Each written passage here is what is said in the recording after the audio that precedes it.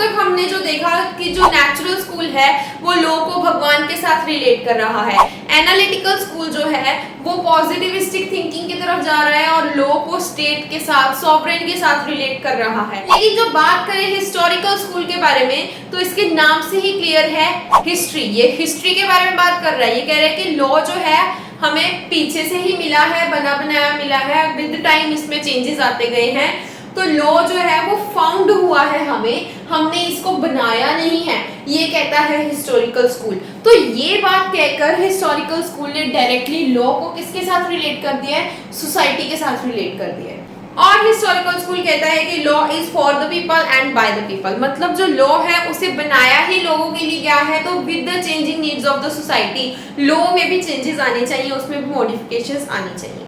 अब historical school के ये सारे प्रोपाउंडर्स हैं और इनमें से हम सिर्फ ये 4-5 को ही पढ़ेंगे। तो सबसे पहले बात करते हैं मोंटेस्क्यू के बारे में। मोंटेस्क्यू का बर्थ 1689 में और इनकी डेथ 1755 में हुई। इनका मोस्ट फेमस वर्क है डी स्पिरिट डिस लॉयस, मतलब द स्पिरिट ऑफ लॉ। और मोंटेस्क्यू ने ही फ्रांस में हिस्टोरिकल स्कूल की फाउंडेशन करी और इन्होंने अपनी द स्पिरिट ऑफ लॉज में बताया कि किस तरीके से जो लॉज है वो सोसाइटी की नीड्स के हिसाब से चेंज होने चाहिए, पीपल की नीड्स के हिसाब से विद टाइम चेंज होनी चाहिए, इनमें मॉडिफिकेशंस कैसे आनी चाहिए। नेक्स्ट बारी आती है गुस्ताव ह्यूगो के बारे में। तो गुस्ताव ह्यूगो कहते हैं जिस तरीके से एक लैंग्वेज होती है वो विद टाइम चेंज होती रहती है, ठीक है, उसमें मॉडिफिकेशंस आती रहती हैं, अपने आप को अपने आप ही डेवलप करती रहती है विद टाइम, वैसे ही जो लॉ है वो भी अपने आप को चेंज करता रहता है जैसे जैसे सर्कमस्टांसेस चेंज होती है, ठीक है। अब जो बुर्के थे वो भी एक प्रोपाउंडर थे हिस्टोरिकल स्कूल के, तो इन्होंने भी हिस्टोरिकल स्कूल को काफी सपोर्ट किया। अब बात करते हैं हम सेविग्नी के बारे में। लेकिन सेविग्नी ने क्या किया वो जानने से पहले हमें ना थोड़ी सी हिस्ट्री जान लेना जरूरी होगा। तो 1800 का टाइम पीरियड था, जर्मनी जो थी उस टाइम पे 41 किंगडम्स में डिवाइडेड थी। अब 41 किंगडम्स में डिवाइडेड तो थी, लेकिन जो उसके लॉज थे वो हर किंगडम के बाद चेंज हो जाते थे, मतलब एक किंगडम की बाउंड्री खत्म हुई, साथ ही अगली किंगडम में सारे के सारे लॉज चेंज हो जाएंगे। अब यहाँ से इस चीज से हर चीज बहुत ज्यादा अफेक्ट हो रही थी। सबसे ज्यादा क्या चीज अफेक्ट हो सकती है? ट्रेड, कॉमर्स, ये सारी चीजें बहुत ज्यादा अफेक्ट होने लगी। अब आया फ्रेंच रेवोल्यूशन का टाइम पीरियड। बहुत से ज्यूरिस्ट ना ये सोचने लग गए कि ये जो डिफिकल्टी हो रही है ना हमें ट्रेड एंड कॉमर्स की, इस चीज को हटाते हैं। और भी इससे बहुत सारी प्रॉब्लम्स होती हैं कि हर किंगडम के बाद लॉज चेंज हो रहे हैं, तो हम क्या करते हैं, एक ऐसा लॉ लेके आते हैं जो कि पूरी की पूरी जर्मनी के ऊपर अप्लाई हो। अब जर्मनी के एक प्रोफेसर थे थीबॉट। थीबॉट कहते हैं कि हमें जर्मनी के लिए पूरे लॉज को कॉडिफाई करना चाहिए, ठीक है। तो ये कॉडिफिकेशन के बहुत बड़े सपोर्टर थे और अपने कॉडिफिकेशन के आइडिया को स्प्रेड करने के लिए इन्होंने बहुत सारे पैम्फलेट्स बनवाए और उसके ऊपर यही छपवाया कि हमें कॉडिफिकेशन करनी चाहिए पूरे जर्मनी के लिए, यूनिवर्सल सेम लॉज लेके आने चाहिए, ठीक है। तो इन्होंने पैम्फलेट्स छपवाए। अब वो पैम्फलेट्स सेविग्नी के पास भी पहुंचे और सेविग्नी कॉडिफिकेशन के अगेंस्ट हो गए। अब इन्होंने जो भी कॉडिफिकेशन के अगेंस्ट होके पॉइंट्स बताए वो सारे के सारे इन्होंने एक ऐसे में लिख दिए और उस ऐसे को बोलते हैं हम वॉर्म प्यूरोफ। अच्छा, अब ये बीच में सेविग्नी कहाँ से आ गए? तो ये यूनिवर्सिटी ऑफ बर्लिन में टीचर थे और तो और हिस्टोरिकल स्कूल के फादर भी हैं। तो 1 मार्कर क्वेश्चन के लिए बहुत ज्यादा इंपॉर्टेंट है कि फादर ऑफ हिस्टोरिकल स्कूल कौन है?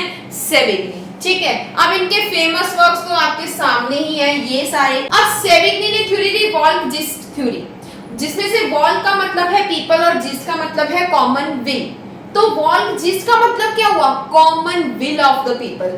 तो सेविग्नी ने कहा कि जो लॉ है वो कहाँ से आ रहा है? वो आ रहा है इसी वॉल्फ-जिस्ट से आ रहा है। लेकिन मेन सवाल तो यही है ना कि आखिर सेविग्नी ने थीबॉट के अगेंस्ट जाकर क्या कहा, क्या एक्सप्लेनेशन दी? तो ये थीबॉट के तो अगेंस्ट है ही, ये कहते हैं कि हमें लॉ को कॉडिफाई करने की जरूरत नहीं है, क्योंकि ये कहते हैं कि कॉडिफाई तो हम कर ही नहीं सकते, क्योंकि जो लॉ है ना एक पर्टिकुलर जगह का, वो एक पर्टिकुलर जगह को ही सूट करता है। एक जगह का लॉ दूसरी जगह पर अप्लाई नहीं हो सकता। फॉर एग्जांपल जैसे कि इंडिया का जो लॉ है वो इंडियन पीपल के हिसाब से बना हुआ है, तो ये किसी भी और कंट्री में हम ऐसा उठाकर अप्लाई नहीं कर सकते हैं, हमें उनके कस्टम्स को ध्यान में रखना पड़ेगा। तो इनके हिसाब से जो लॉ है वो सोसाइटी की नीड्स के साथ ही डेवलप होता है। हर सोसाइटी की नीड्स डिफरेंट है। इंडियन सोसाइटी की डिफरेंट नीड्स होंगी और ब्रिटेन की सोसाइटी की डिफरेंट नीड्स होंगी। तो वो सोसाइटी की नीड्स के हिसाब से ही लॉ जो है वो डेवलप होता है, इसलिए लॉ को कॉडिफाई करने की कोई भी जरूरत नहीं है।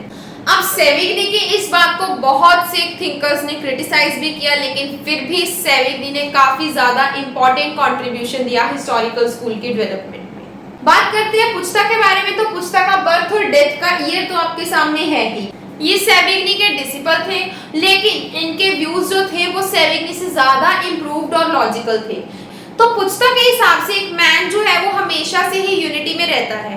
तो क्योंकि वो यूनिटी में रहता है, इसलिए उनके पास क्या होती है, जनरल विल। और एक पर्सन के पास अपना सेल्फ इंटरेस्ट तो होता ही है, और वो सेल्फ इंटरेस्ट के कारण क्या होता है कि इंडिविजुअल विल और जनरल विल इन दोनों में झगड़ा होता है। ठीक है, तो क्योंकि हर बंदा जो है वो अपने मतलब के बारे में पहले सोचता है, तो इसलिए इंडिविजुअल विल और जनरल विल के बीच में झगड़ा हो जाता है। तो उस टाइम पर क्या होता है, स्टेट आती है। स्टेट क्या करती है, स्टेट एग्जिस्टेंस में आती है और वो लॉ के जरिए बताती है कि जब इंडिविजुअल विल और जनरल विल के बीच में झगड़ा हो जाए तो किस चीज को किस तरीके से हैंडल करना है, प्रॉपर लॉज के थ्रू एक सिस्टम को डेवलप करती है। अब क्योंकि यहाँ पर पीपल और स्टेट एक दूसरे के ऊपर इंटरडिपेंडेंट है, इसलिए पुस्ता कहते हैं कि जो लॉ है वो ना तो पूरा का पूरा स्टेट से आया है और ना तो पूरा का पूरा लोगों ने बनाया है। बारी आती है हेनरी मैनी की। इनका बर्थ 1822 में और इनकी डेथ 1888 में हुई, और ये सारे थे इनके फेमस वर्क्स। इन्होंने ना बहुत सारे लीगल सिस्टम्स के बारे में स्टडी करी, और स्टडी करके इन्होंने जो लॉ की डेवलपमेंट है उसको काफी सारी स्टेजेस में डिवाइड कर दिया। 4 स्टेजेस में मेनली डिवाइड करा।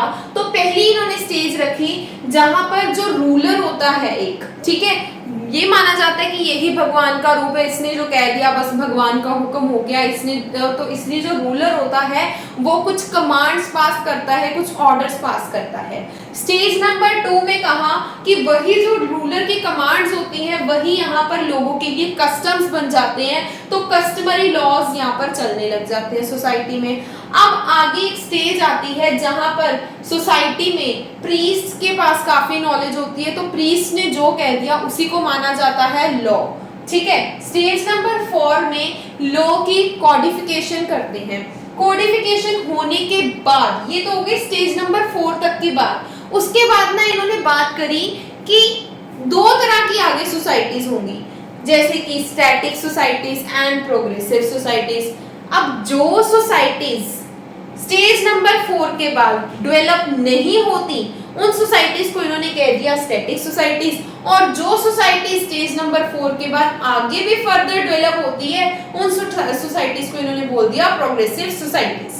अब स्टैटिक एंड प्रोग्रेसिव सोसाइटीज को आगे एक्सप्लेन करने के लिए हेनरी मैनी ने कहा कि जो स्टैटिक सोसाइटीज होती हैं, इन सोसाइटीज का जो लीगल कैरेक्टर होता है ना वो किसके ऊपर डिपेंड करता है, स्टेटस के ऊपर डिपेंड करता है। जैसे कि पहले क्या होता था कि कोई भी पर्सन क्या काम करेगा वो उसकी स्टेटस से पता लगेगा, उसकी फैमिली के स्टेटस से पता लगेगा। ठीक है, जैसे कि कोई बंदा सुनार है तो उसका बेटा भी आगे वही काम करेगा। ठीक है, तो ये काम होता था ना पहले वाली सोसाइटीज में, तो वो वाली सोसाइटीज क्या थी, स्टैटिक सोसाइटीज। और अकॉर्डिंग टू हेनरी मैनी जो प्रोग्रेसिव सोसाइटीज है इनमें लॉ फर्दर डेवलप होता है 3 चीजों के बेसिस के ऊपर, लीगल फिक्शन के बेसिस के ऊपर, इक्विटी के बेसिस के ऊपर एंड लेजिस्लेशंस मतलब न्यू लॉज के बेसिस के ऊपर।